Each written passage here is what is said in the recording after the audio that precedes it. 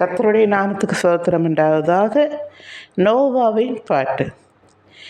பேழையை செய்ய சொன்னாரே, நோவாவும் பேழையை செய்தாரே. நோவா ஜனங்களை பார்த்து மழை வரும் என்றே சொன்னாரே. நோவாவின் பேச்சை கேட்கல, பேழைக்குள் யாரும் வரலை. நோவாவின் பேச்சை கேட்கல, பேழைக்குள் யாரும் வரலை. எல்லா மிருகமும் வந்தன, நோவா பேழைக்குள் சென்றன. நோவாவின் பேழையின் கதவை தேவன் வந்து பூட்டினார். வானத்தின் திறவுகள் திறந்தன, பூமியின் ஊற்றுகள் பிளந்தன.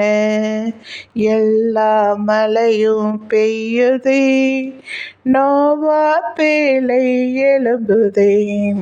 எல்லா மழையும் பெய்யுதே, நோவாவின் பேழை கிளம்புதே. பேழையின் கதவை தட்டினர், தேவன் கதவை திறக்கல.